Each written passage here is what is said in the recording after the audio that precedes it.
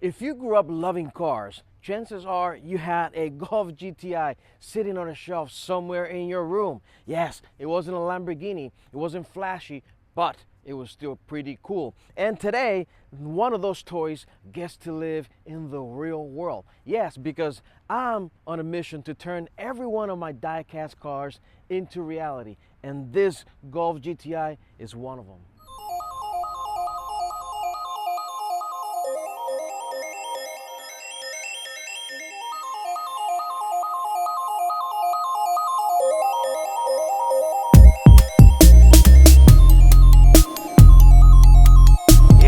I got a Mark 6 Golf GTI. This one is the Wolfsburg edition. But guess what? I want to try them all 7 generations of them, including the R's, and I will get to do it.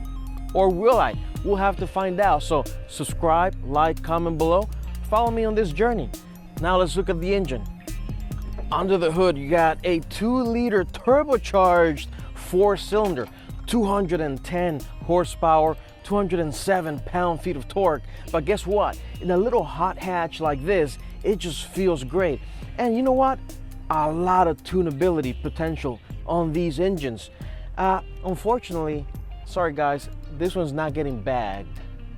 As I mentioned before, this is the Wolfsburg edition, and as such, you get these pretty cool wheels, yellow fog lights, and this amazing plaid interior with very good bolstering on the side and a DSG transmission. Well, let me walk you around this GTI. Styling-wise, pretty sedated. You have some red elements right up on the grille, but very neutral, very normal, design curves around the car.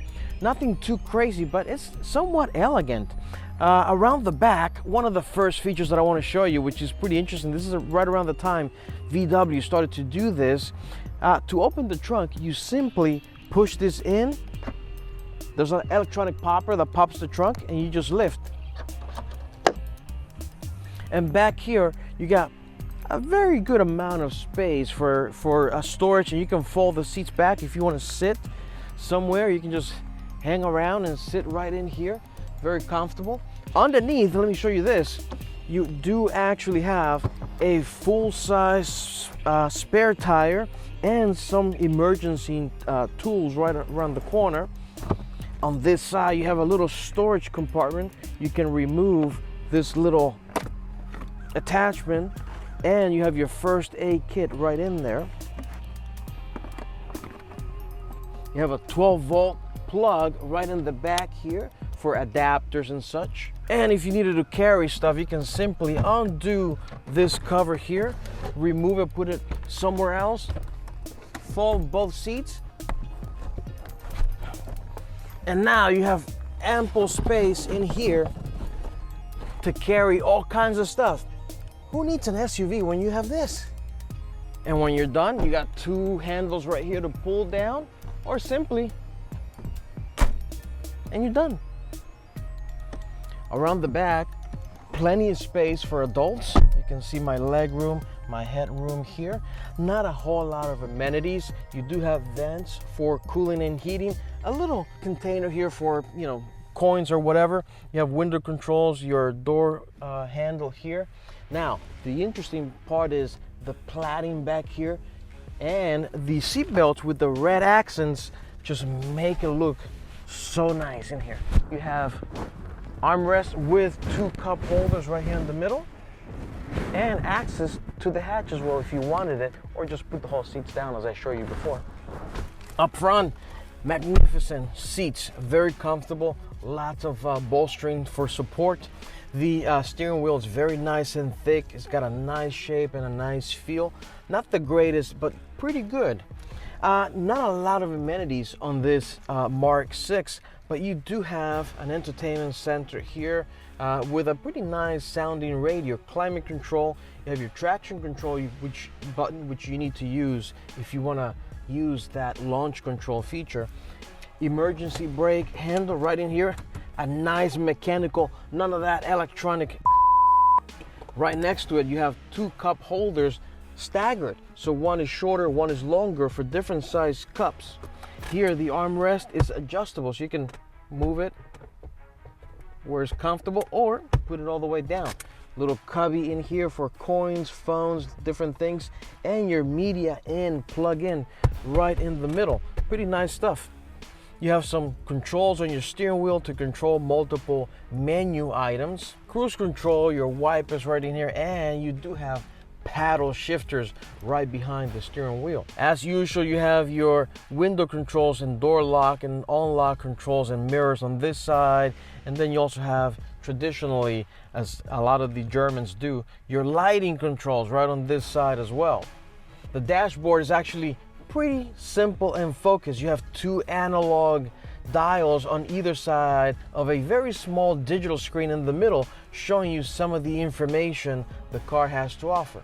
Inside, I think it's aging quite well. You don't want a lot of crap, a lot of electronical displays in a car. I'd rather have something like this, more simple, sedated, where it's gonna age beautifully. And this one was very well designed. You have some elements around the doors and the dash. You have a honeycomb design with this black pattern right here in the door sills. It looks pretty nice. It complements the whole theme with the plaid and the red stitching quite well. You do have a little cubby here as well for coins, etc., and a 12-volt plug. The key, guess what? You do have that traditional Volkswagen key that goes right in here. You do have to turn the switch or the ignition on these. There's no, engine start stop button to do that. But, talking about that, why don't we just get going and go for a drive?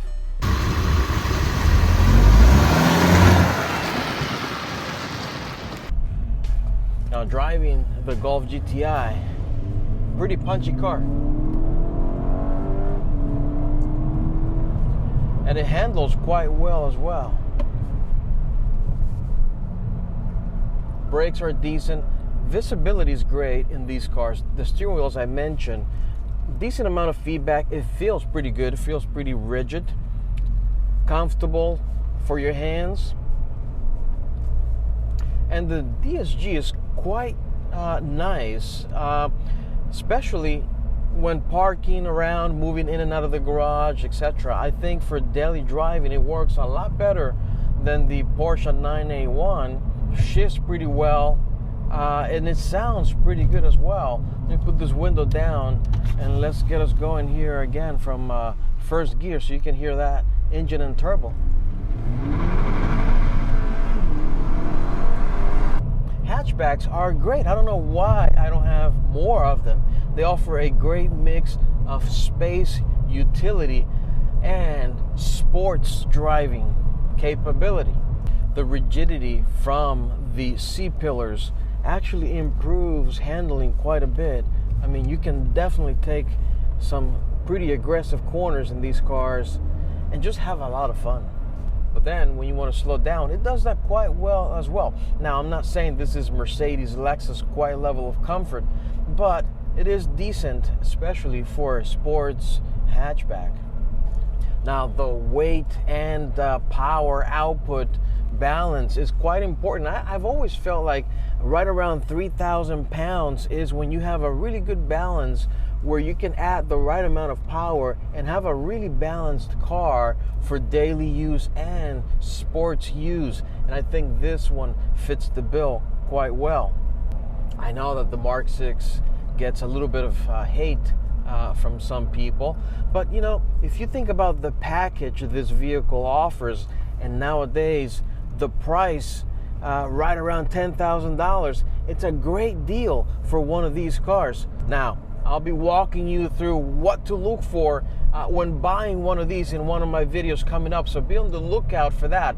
But in the meantime, don't forget to like, share, and subscribe, because I'm gonna need some help figuring out what to get next. Take care, everybody.